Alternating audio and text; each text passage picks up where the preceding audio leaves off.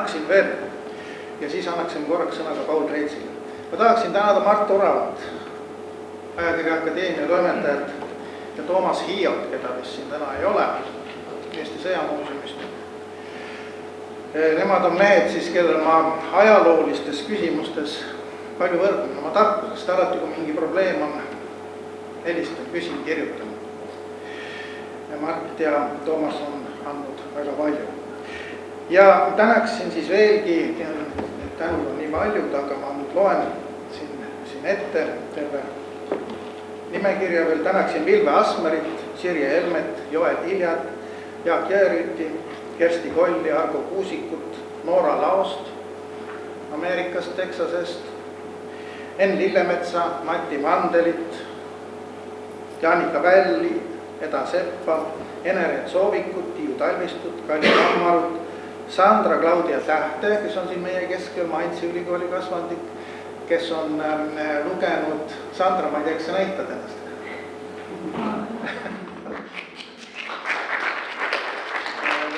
Sandra oli meil praktikal muuseumis ja luges Paul Reetsi 4000 lehekülge tema päevikud läbi. Ma arvan, ta on ainukene, kes on siiamaani lugenud, see on 3-keelne päevik.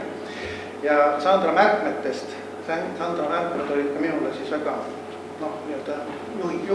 juhindusin nende päevikute lugemisel. Suur aitäh sulle. Ma praegu siin ette ei kutsu, aga raamatu kinkimine. Siis Tiina ja Markus Vaska, Vootele Vaska, kes kahjuks ei saanud täna siia tulla. Tema on Paul Reetsi veel kaasaegne Bonni ülikooli päevilt, aga suvitab nüüd, elab Tallinnas ja suvitab Pärnus. Ning Kristi Viidingut ja veel paljusid teisi. Kuid ma tahaksin nüüd kutsuda siia ette Enn Lillemetsa, kes samuti on Paul Reetsi isiklikult tundnud, temaga veini joonud ja juttu rääkinud. Ja Enn on üks esimesi, kes on Paul Reetsi nime siin Kodu-Eesti kirjasõnas maininud. Ja Enn loebki vist ette katkendi nüüd see Paul Reetsi päevikutest, mis siis käsitleb seda suurt armastust Urve Karuksi vastu.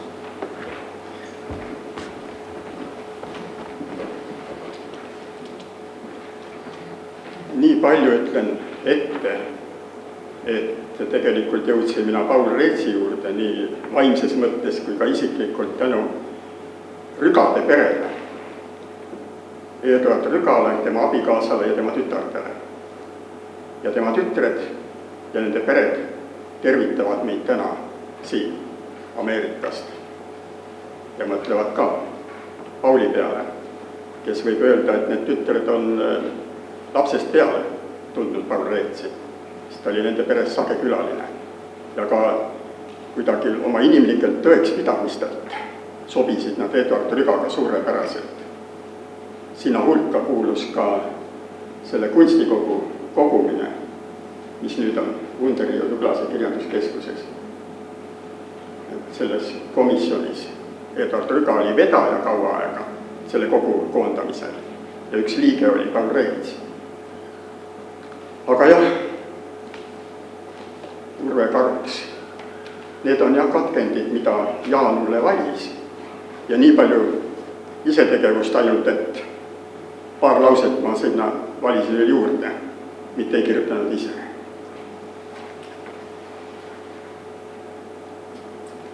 Kuuendast oktoobrist 1967,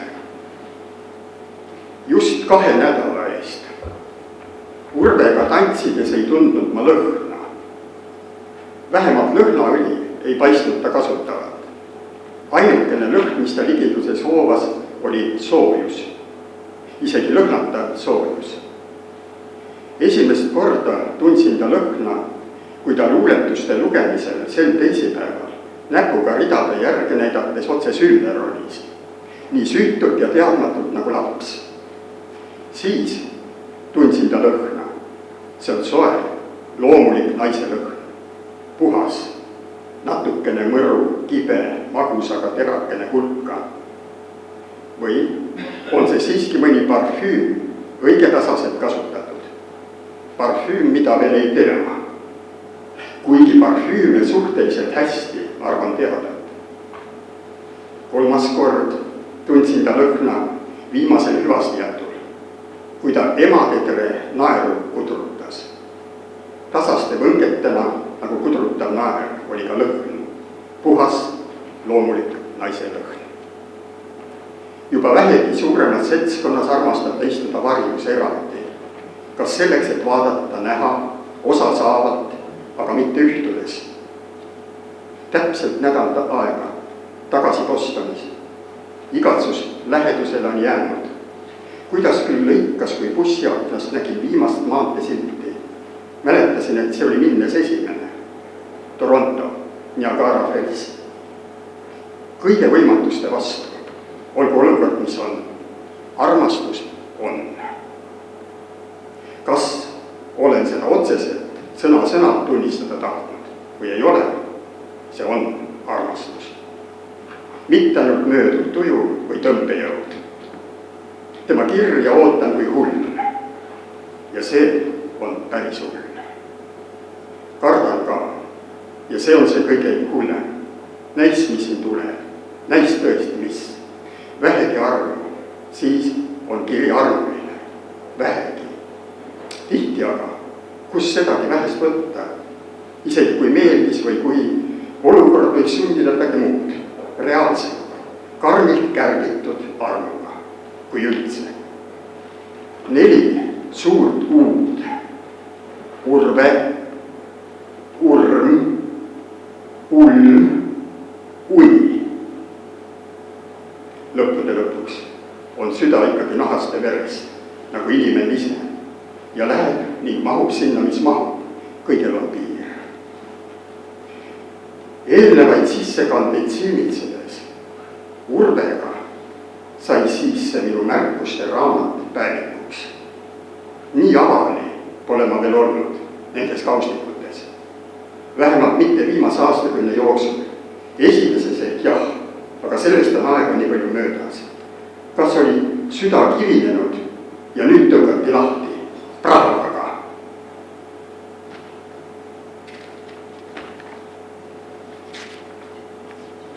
Ja teine katkend on 7. oktoobrist 1967.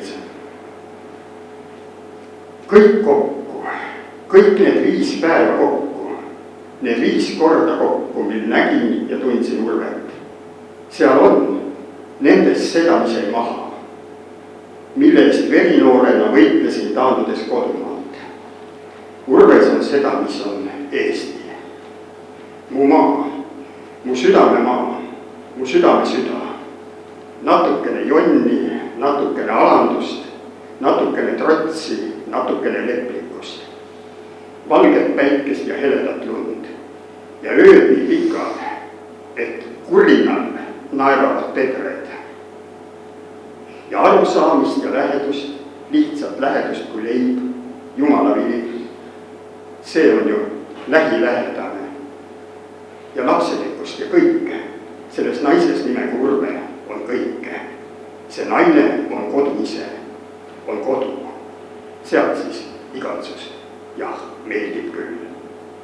Nüüd on tõesti nii, et elurong kas sõidab mööda või põrkab kokku. Kokku või mööda, kokku. Valikut ei ole, ei üldsegi, ei kellelgi.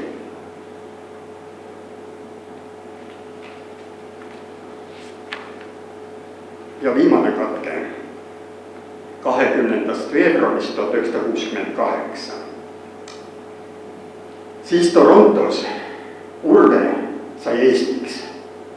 Selleks Eestiks, millest lahkusin.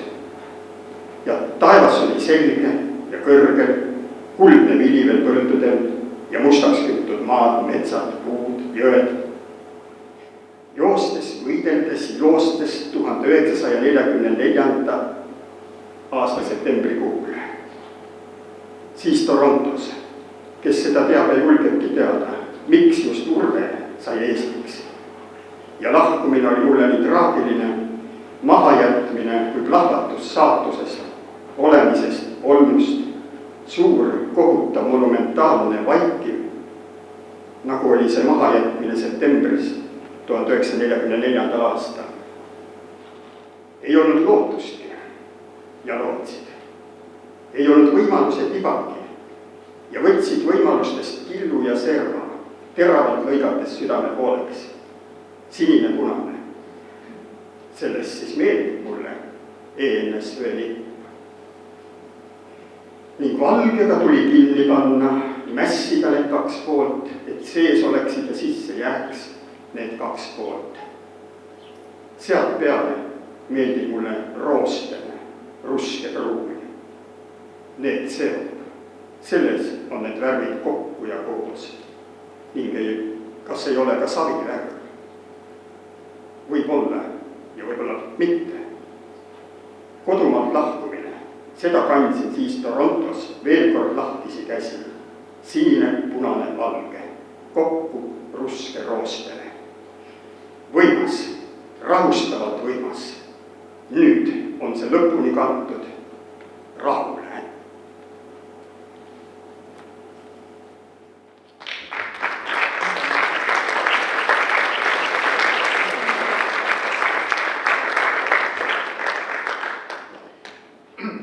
Aitäh, Henn Lillemets. Ma vabandan, et kõige lähemal olevad inimesed ununevad tihtipeale ära. Ma tahaksin tänada ka selle raamatu Sünniloma muuseumi osakonna töötajaid. Ilona Rosenvaldi, kes oli hea Rannamäel peavarahoidja, ja siis Elle-Mari Taliveed, Kriimari Vaiku ja Marianne Lindu, kes meil praegu muuseumi osakonnas töötavad. Nad olid alati väga abivalmid raamatu tegemisel.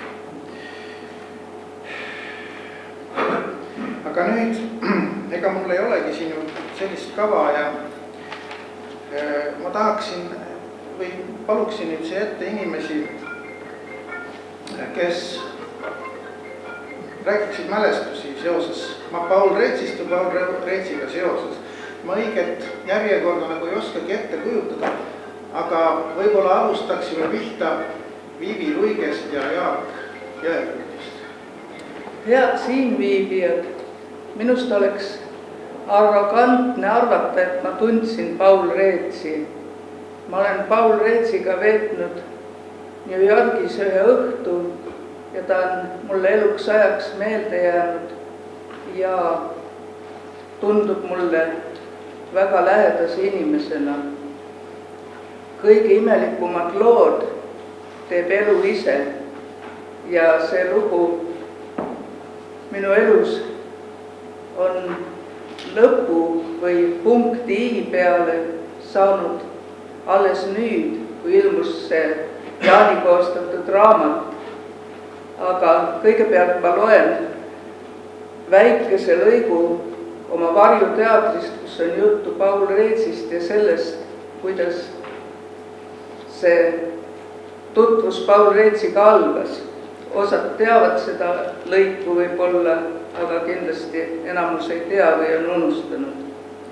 Niisiis, teel Rooma seisab ka New Yorgi Eesti maja, kus 1988. aasta kevadel tuli Paul Reetsiga jutuks koer Tommi, sest Paul Reetsile oli elavalt meelde jäänud Tommi kirjeldus minu raamatust 7. rahukevad. Just siis, kui me eriti suure sisseelamisega Tommist ja tema kalife pükste moodi karvastest kintsudest rääkisime, ilmus meie lauda üks väliseesti seltskonna tegelane, kes oli hästi tuntud oma jõhkra kodu-Eesti vaenu poolest. Ta oli väikese auru all, erilist jõhkrust välja ei näidanud, kuid kõikus kergelt. Ja kui ta end veidi aega kogunud oli, sekkus ta meie jutusse ja uuris põhjalikult, kes see Tommi on. Paul Reets vastas teatava peene naeratusega. Kuidas siis teie Tommit ei tea? Kes siis veel Tommit peaks teadma, kui mitte teie? Tommi on üks väga kuulus kodu-Eesti vabadusvõitleja, mille peale härra see ja see rahunenult igaühele ühe õlle tellis. Nii et olen oma Rooma teekonnal peatunud korraks ka New Yorgi Eesti maja söögitoas ja päris oikumeenilises vaimus Tommi ja kõigi välis- ja kodu-Eesti vabadusvõitlejate terviseks klaasi õlut joonud. Niisiis, see oli kohtumine Reetsiga ja nii see toimuski, nagu ma siin kirjeldan, aga selle juures oli väga huvitav see ja väga mulle mõjuv Paul Reetsi väga peen iroonia. Seda seltskonna tegelast tundis Reets kindlasti terve elu, aga ta ütles talle rõhutatult ja väga suure distantsiga teie ja arvatavasti oli ta seda kogu aeg teinud, eluaeg.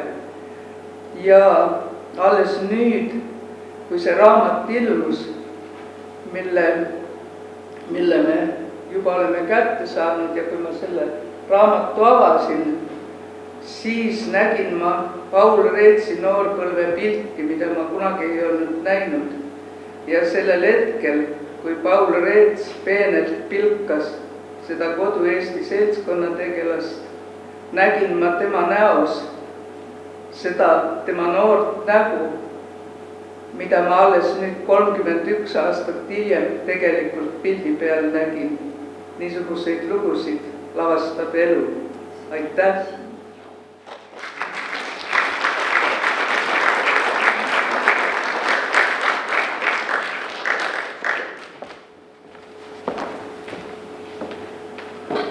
Armas rahvas, me ei ole Liiviga kokku leppinud, mis lausega tema oma lugu lõpetab ja mis lausega mina võiks alustada. Aga see nüüd läks tõesti niimoodi, et missuguseid lugusid lavastab elu. Minu miniatuurne mälestus on mitmekihiline ja ma olen seda rääkinud mõnes seltskonnas ja nüüd ma mõtlesin täna, et ma olen seda iga kord natuke isemoodi rääkinud. Ja olge lahke, et täna on siis selline variant, nagu ta siit parajasti tuleb. See kohtumine Reetsiga või Reetsidega, see on väga lihtsalt kokkuvõetav ja hästi kuivalt. 2 erineva fraasiga, nagu juba juttu oli, 88. aasta kevadel Manhattanil Eesti majas kohtusin Paul Reetsiga ja pärast ka Eesti maja kõrval olevas mingis pisikeses Mehhiko restoranis, kuhu Paul meid kutsus veel natukene aega sinna otsa. Ja teine selline minimemuaari faktituum on see, nagu juba Jaan alguses ütles, et elu tahtis niimoodi, et ma elasin 20 aastat oma lapsepõlves Kivimäel Voolu tänaval samas majas, kust Paul Reets oli Ameerikasse lahkunud. Aga paneme nüüd natuke liha nendele luudele juurde, nendele 2 faktile, hästi lühidalt. Alustada nüüd sellest viimasest, siis asi juhtus niimoodi, et isa ja ema kolisid sealt, kus ma esimesed 2 eluaastat elasin Rahumäelt Kivimäele 49. aastal. Muide, huvitav kokkusattumus, Rahumäel elati selles majas, mida kutsuti Pitkamajaks. Ja seal Kivimäel Voolu tänaval esimesel korrusel Voolu 5 korter 2. Meie elasime ja seal majas oli 8 korterit, praegu on sinna 2 tükki juurde ehitatud Gröningule. Ning otse meie kohal Voolu 5-6 elas Reetsutädi, nii nagu kogu maja teda kutsus. Ja ta oli kõhn, nende korter oli hästi vaeselt sisustatud. Seal elasid veel vahetevahel 2 nooremat naisterahvast, ma ei tea, mis suguvusastmes nad olid Reetsutädiga. Ja siis kusagil 50. lõpus tuli sinna ka üks noormees, ma ka ei tea, mis tutvus või sugulusaste parajasti seal kellelgi oli, aga ilmselt oli ta üüriline. Tema nimi oli Jaak Tork ja ta mängis viiulit. Seda viiuli häält oli seal selle puusarestikuga 2-kordses nimetatud Tallinna majas hästi kuulda, teiselt korruselt esimesele korrusele. ja pärast on Jaak Tork mänginud viiulit ka mitmetes Eesti suurtes sümfooniaorkestrites. Ning 62. aasta suvel oli siis soe päev, ma tulin jaama poolt, see oli Eesti, kes teab, see teab, Voolu tänav on paralleelne Raudtee tänavaga, nii et elektriraudtee oli lähedal. Tulin Kivimäe jaama poolt kodu poole ja tänaval maja juures tuli mulle vastu Jaak Tork ja ütles sünge häälega, et Reetsu tädi on surnud.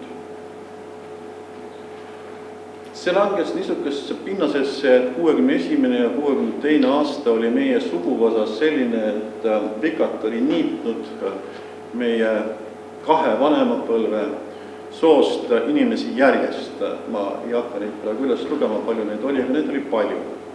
Ja siis keset seda suve, keset seda niitmist, siis veel samast majast ka, mehmatasin üsna korralikult ära.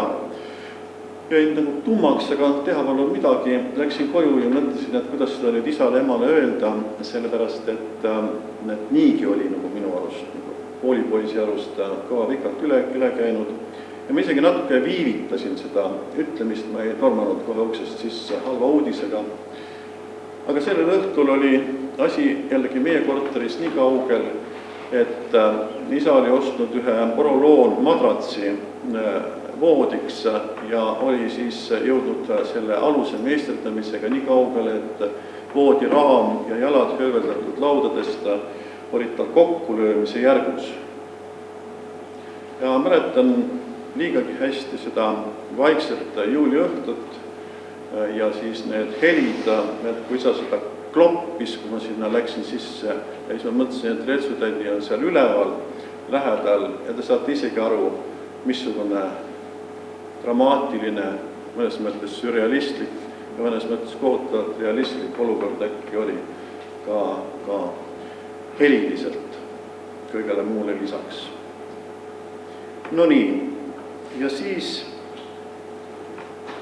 läks siis elu edasi ja tuli see 88. aasta kevadeks, siis võtame selle teise fakti ette.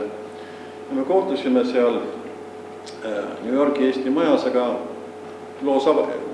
algus oli niimoodi, et Toronto eestlased olid meid külla kutsunud, telmetid, ja siis Toronto eestlased ja New Yorgi eestlased panid oma niimoodi hea tahte ja materiaalse abi kokku. Me saime Ameerika saatkonnast Torontost viisa ja siis meid lennutati New Yorki.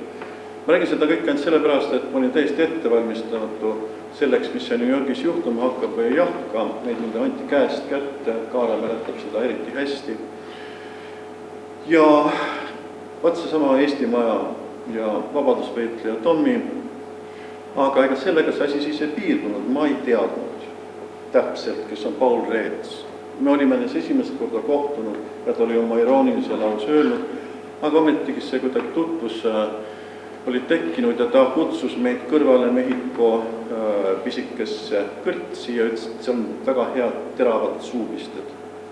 Ja ostis siis meile, tuhkagi meil seda raha oli, ostis siis meile ka paar pisikest õlut, need pisikesed pudelid, seda mäletan hästi.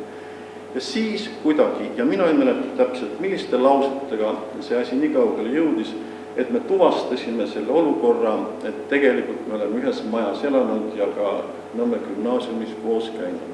See juhtus siis seal Manhattani keskel. Ja mind see šokeeris ka tol ajal, ma ei olnud enam koolipoiss ju, aga see kokkusattumus, see kuidas elu lavastab seal äkitselt midagi, milleks sa pole üldse ette valmistanud, see juhtus seal. Ja siis ma mingite lausetega ju loomulikult rääkisin kõige muule lisaks ka seda Paul Reetsile, et mina mäletan tema ema surmapäeva kõigele muule lisaks. Ja ma ei ole kunstnik, seda peaks nüüd kunstnik tegema siin samas paberi või lõuendiga, mis nägu Paul Reets läks. Te võite ise seda omale ette kujutada. See, mis Viivi nägi tema näost, oli üks asi ja mis ma niimoodi võivad tund aega hiljem nägin, siis Paul Reetsi näost tema ema surmapäevast ja sellega seotud isiklikest mälestustest rääkisin. igatahes ta ei ütelnud muidugi mitte midagi, nagu te võite arvata, mitte midagi banaalset, et kas tõesti või mis ta nüüd, ta ei vait, ta vaatas mulle lihtsalt otsa. Nii et niisugused mälestused meie kokkupuutest, see kirjavahetus ju pärast jätkus, jättis selle nimetamata. Aga nüüd siis tänase loo raamiks mõtlesime, et nagu 2 mini-epiloogi võimalik öelda. Üks on siis see, et tõesti, kui ma siia olin tulemas, Jaan oli kutsunud ja ma teadsin, et ma midagi ütlen, siis ühel päeval tuli mulle pähe see, et ma mõtlen täitsa tõsiselt, et kui ma Kivimäe 20 lapsepõlve aasta peale mõtlen, et mis herid sealt üldse mul meeles on, siis neid on 4, mis on teravalt mälus. Suure raadiokuulajana, Soome raadiot kuulates mul muidugi lapsena mälus need Turu toomkiriku kellad, mis löövad keskpäeva ja mis oli Eestis tol ajal Moskva aja tõttu kell 1. Teine heli oli siis raudteerongi heli, kui see Kivimäe jaamast startis ja niimoodi meie kohale jõudes 100 meetri kaugusele, siis selle kiire elektrirongi rataste iseäralik rütmiline kõlpsumine nende rööbaste liite kohtades. Kolmas heli on see, mis kostis Jaak Torgi viiulist vahetevahel läbi põranda Reetsutädi korterist. Ja 4. heli, mida ma olen siis lapsepõlve läbi kuulnud, olid siis Reetsutädi sammud kuu põrandal. Maja oli sõja ajal mitte põlenud, aga küll põrutada saanud, nii et kõik need vahesaepurud olid ära põrunud. Nii et ka neid mäletan ma igavesti. Ja kui ma muud ei rääkinud, siis vähemalt Reetsutädi sammudest rääkisin ma Paulile ka seal kõrtsis. Ja kui ma siin saalis istusin, siis tuli mulle äkitselt pähe, et see kõik kokku on ju üsna singerlik, kui te lubate. Ja niisugune kokkuvõte on võimalik. See on 3 täiesti singerlikku elementi. Üks on Manhattan, mine tea, võtta Paul kohtus, kas seal singeril, kes seal elas. Teine asi on Ameerikast vaadatud, maha jäetud kodu Euroopa. Ja 3. asi on siis see, mis kuidagi seostab mõnede Singeri Poola romaanide episoodidega, see üsna sünge, aga ometigi imelik elu kokkusattumiselt üleval levab üks traagiline surnukeha ja all klopsitakse laudu kokku.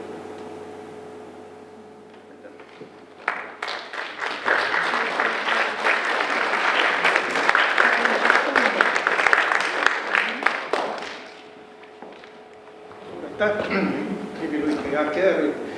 Ma annaksin nüüd mälestusteks sõna Eevi Tihemetsale, kes koos oma kadunud abigaasa Ants Viiresega oli ju ka Reetsi.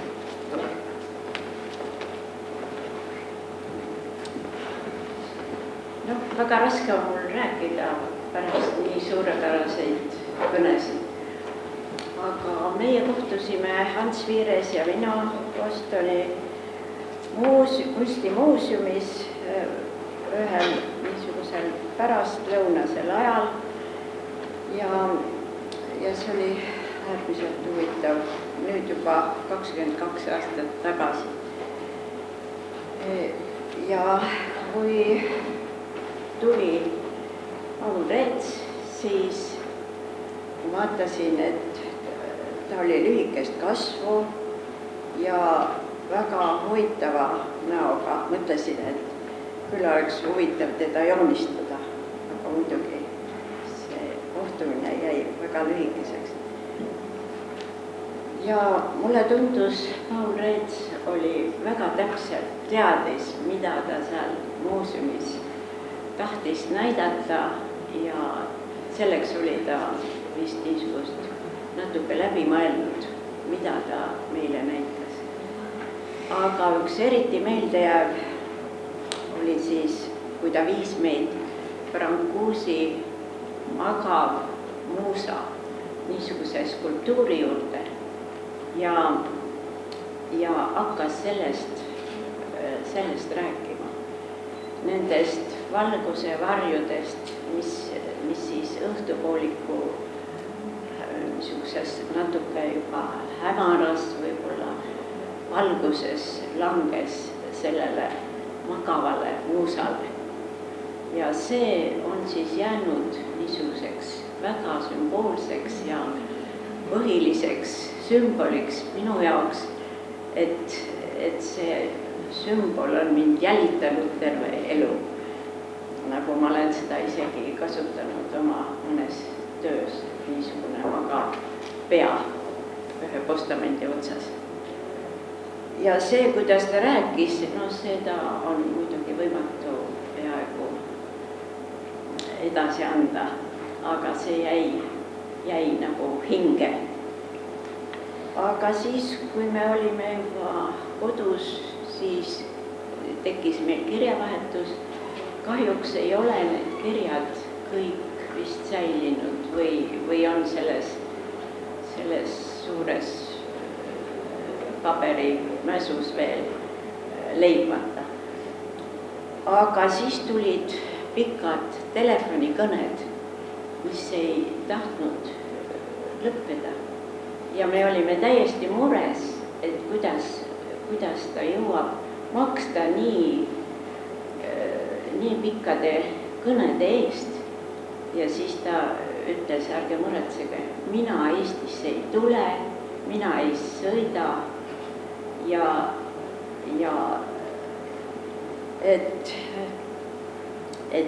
aga ma tahan kõike teada, mis Eestis juhtub. Ja siis ta pressis meie käest väga palju kõiki vähegi väikesi kultuurisündmusi, mida me kõik pidime talle rääkima. Aga ja see siis lõpuks muidugi katkes mingil ajal. Ja ma ütlen, et Jumal tänatud, et Paul Reets on nüüd jõudnud Eestisse.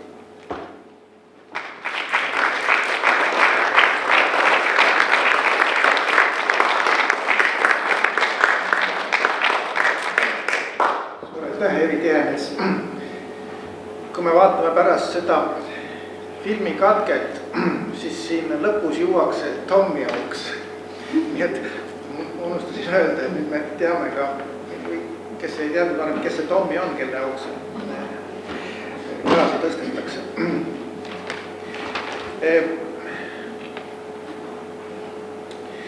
Nüüd tahaksin ette kutsuda Mart Kuuni. Mart Kuun on kunstnik Epp Ojamaa Kuuni poeg. Epp Ojamaa pilte on siin raamatus mitmeid. Ja siis Mart Ojamaa, eks ju, õepoeg. Ja. Et tema annab edasi tervituse siis Ameerika eestlastele.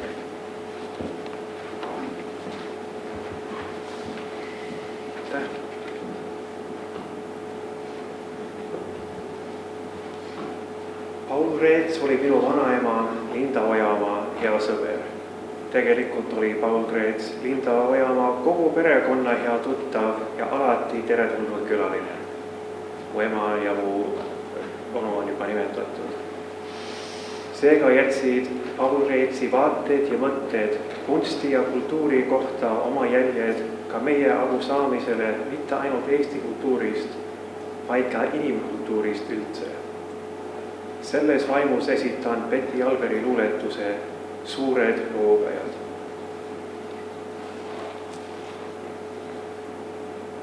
Ära usu, et mõte, see kerge fantoom, hoopis jäljetult lõpetab kord oma retke. Kuskil teisal kui hiigla suur, laine või loom, ta vaid paritseb tagasi tuleku hetke. Nõnda pageb siit kirg, nõnda heihtub siit sapp, jättes mullale pleekima mannetu larvi. Meie igatsev aimus on ainult etapp, millest läbi käib ruttavaid ränduri parvi. Seal, kus maha jääb keerlev planeetide lend, algab aiede vald keset aegade hanki. Aga küsiva inimlapsele kend toob need voogajad jällegi maa peale vanki. Kui end kutsub me ilm, nii et kauguste paost, neil ei tarvitseks kunagi tagasi tulla, siis nad loitvate kätega vormides kaost, loovad uuesti meid, uue mõtte ja mulla.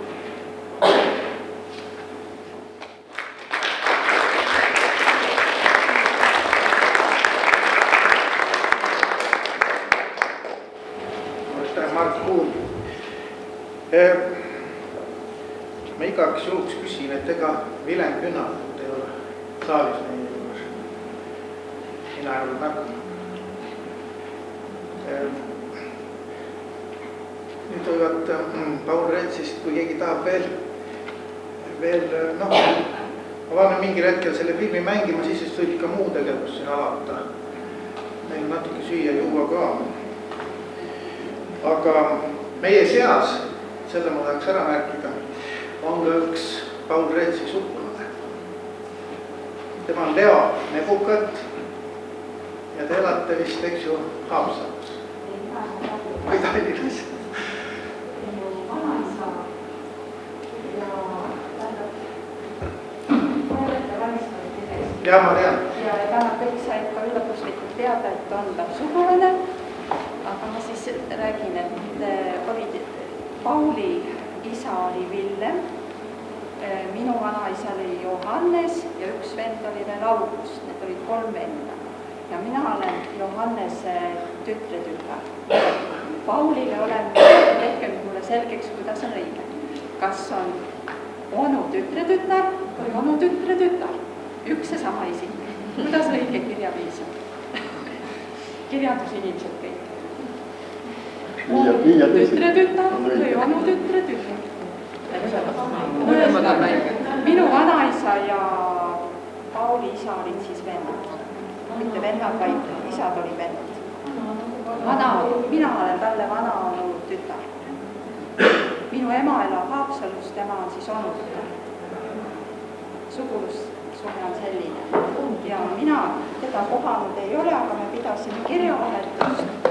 Kui vanaema ja vanaisa lõpetasid kirjavahetusi, siis kirjutas ema mingi aeg, siis võtsin mina selle enda kätte ja kuna siin räägiti tema kirjandus- ja kunstihuvist, siis muusika on jäänud mainimata, ta oli väga muusikahuviline ja kuna mina olen ka muusikainimene ja vanaisa mängis viiulit, siis tal oli haruldane mälu, ta rääkis, kuidas ta lapsepõlves kuulis minu vanaisa mängimas ja ühesõnaga ta ise kuulas hommikuti tundide viisi Bachi ja käis kontsertitel ja meie kirjavahetus oli hästi palju muusikast.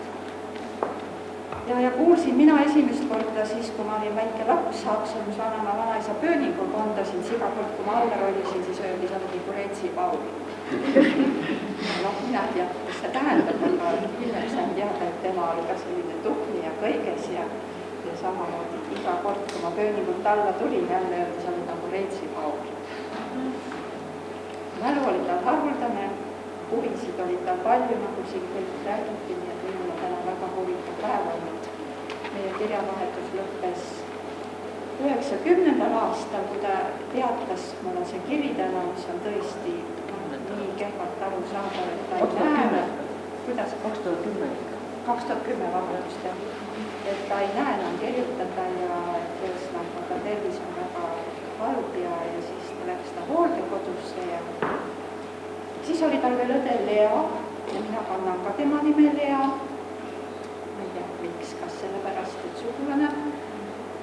Ja Leaga me ei olnud kirjavahetuses, aga Pauli kaudu kogu aeg Paul temaga ühenduses ja siis me niisi kogu aeg saatsime üksteisele tervitusi ja teateid ja nii et ilmselt ma olen ainuke sugulane siin.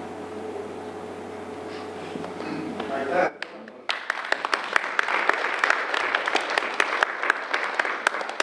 Mina jään oma mälestusi Paul Reetsist rääkima, et on siin raamatus ja nii nagu mina teda ise loomustaksin. Aga rääkida saab veel edaspidi. Jah, mis sa lubad ma? Mis sa tead? Isiklikku ka ütleksin veel, isiklikku. Kas enne filmi või? Enne. Jah, hea küll. Siis on juba tema ise, oma ehevad moel. Muusikast oli juttu, Reetsi suurest muusikaarmastusest. Mul on sellest ka isiklik kogemus. See praegu mind nii särgitas. See oli meie viimane kohtumine 2008. aastal. See oli nii, et ühe päeva jooksul ma käisin 2 korda tema juures.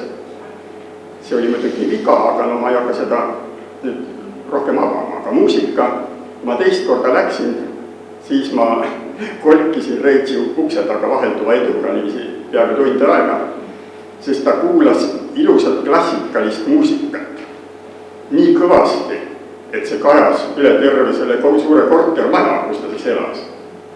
Lõpuks ta ikka kuulis. Aga hoopiski üks päev banaanikala püügiks 2004. aastal. See oli siis, et oli võimalus minna Rügade pere kutsele Ameerikasse ja Lakewoodis oli siis Eduard Rüga õhtu. Tehti üheõhtudetu näitus, seal oli palju rahvast ja seal oli siis juttu. Mul oli seal loeng ja nimesid sai nimetatud, tsiteeritud Paul Reets ja Edgar Krabi ja inimesed kuidagi elavnesid. Niisuguste minu jaoks ootamatute kohtade peal ja ootamatute nimede peal isemoodi. Ja pärast siis kõik see jutt läks edasi ja arutati asja, aga siis see sama Epp Ojamaa, see on üks nooremaid kunstnikke siis, keda Paul Reets jõudis jälgida ja kellest kirjutada, võttis asja üles. Te peate minema otse kohe Paul Reetsi juurde, New Yorgist Bostoni. Otse kohe ära käima, teist sellist võimalust enam ei tule. Ja siis oli üks teine tore naine seal, Virve-Leen Jõks, kes praegu ka Eestis, kellega ma Tartus neid asju meenutasin paar päeva tagasi. Tema oli kohe valmis, õpetaja ja õppejõud, et sõidame. Ja siis oligi paari päeva pärast hommiku vara, võtsime ette selle siis ühepäevase autosõidu New Yorgist Bostoni. See oli väga meeldiv ja kaunis juba selles mõttes, et nägi neid suuri avatud maastikke ja oli sügis ja siis see Kanada vaher hästi punane, need laivud, mis olid väga meeleolukas. Jõudsime Paul Reetsi juurde. Ta elas sellises suures kortermajas, mis oli, see oli, kuidas ma ütlen, pooleldi hooldekodu. Aga tal oli seal oma kõik raamatukogu, kunstikogu, 2 tuba ja puha. Üks parandus või kõike täpsustus, Jaan. Jaan, sinu saatesõna sellele suurepärasele raamatule. Vaat sa ütled, et sellele kunstikogule pani krooni see käsi, mis oli pärit kas Birmast või Vietnamist. Tegelikult oli see pärit Taist. Ma tundsin selle vastu huvi ja olin selle üles märkinud. See oli tõesti niisuguse aluse pääl, tema selle niisuguse pikliku kohvilaua pääl. See on meie majas. Mina tulesin Reetsi enda sõnadele muidugi. Ei vaidle. Ja sõnaga Taist oli ta siis sel korral 2004. Ja siis kõik valitud. See tema 2-korteriline või 2-toaline korter oli väga hoolitsetud ja puhas. Kõik olid paigas. Kõik pildid väga hästi. Epp Ojamaa ja Edgar Rüga ja Matisse ja mis seal nähtavad oli. Ja muidugi Matisse äratas tähelepanu. Eriti. Ja muidugi Rüga mõned paremad asjad, kuna nad olid nii head sõbrad, loomulikult.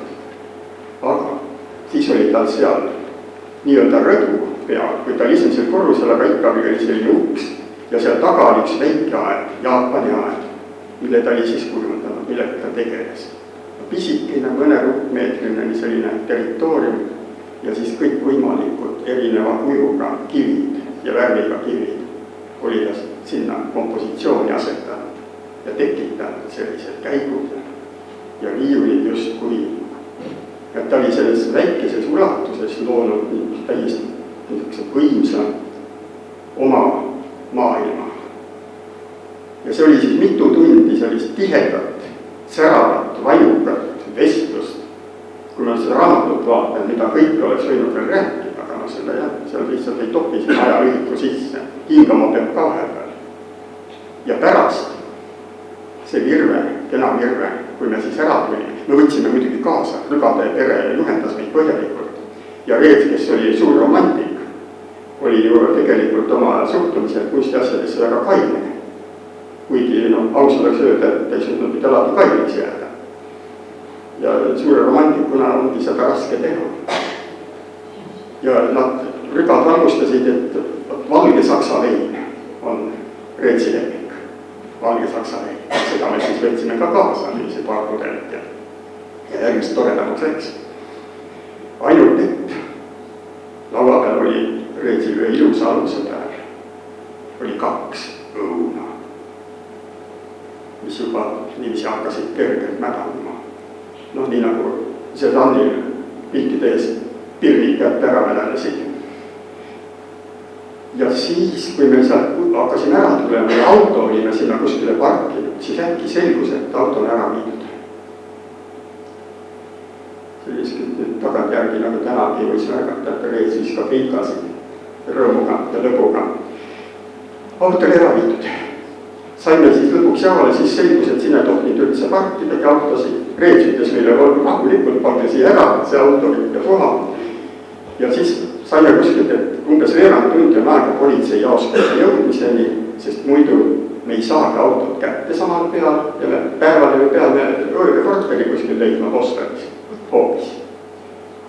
No nii, aga jõudsime, pissime jooksu, jõudsime politsei jaoskonda enne sulgemist, saime auto kätte. Vaine Virve sai kõva trahvi ja oli hirmule, mida tema abikaasa ütleb. Pärast hiljem oli võimalus üle küsida, abikaasa oli öelnud, et sinuga juhtub. Ja kogu lugu. No nii, ja siis, kui me sealt tulema saime ja peatusime esimeses bensiinijaamas, et natukene süüa midagi, siis me polnud päevad söönud. Oli veel öelnud seda valget saksa veini olnud koos Pauliga. Ja siis see Virve julges küsida, vaatas mulle sügavalt silma ja ütles, et Enn, kas ta oleks võinud üle kas või ühe võileiva teha? Ja mina siis noogutasin, jah, Virve, olekski. Aga tühjasest võileivast. Kogu see päev oli niivõrd värvikas, et see ei tulnud üldse meelde selle asja käigus. See oli see esimene kohtumine ja jah, tõesti, peale selle, et seal oli see käsi ära karda laua peal. Riiulis oli näha seesama suur must Juhan Viidingu luulekogu. Ja see oli siis üks neid asju, mille peale Reets ütles, et vaat see on hea, vaat see on hea, vaat see on hea. Ja mis gradatsioonis ütles, kui viskasid eriti. Rõõmustasid üles küttis. Ja siis, siis me vahetasime kirju ka ja 2008 oli see teine võimalus. Aga ma tahtsin natuke värvi sinna tema elamisse. Aitäh!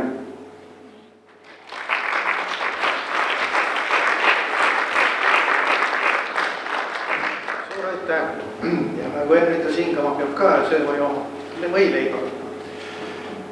Seal peaks vist olema jääda paremalt kõigile, aga mina panen taustaks mängima siis selle filmi jupi siin, et te saaksite Paul Reetsi ennast ka näha. Tegevus toimub siis 1988 aasta maikuus New Yorgis, Kaare Kolbre korteris. Seal on külas Liivi Luik ja Jaak Jõerüüt ja on külas ka Paul Reets. Ja on teisi, on Valtar Uimassel ja teisi inimesi. Ja siin te nüüd näetegi kõigepealt Kaare Kolbre, kes oli 30 aastast sama kena kui täna, juhatab selle sisse, siis hakkab kõnelema Paul Reets. Aga me tahaksime enne sind täna. Jah, aitäh.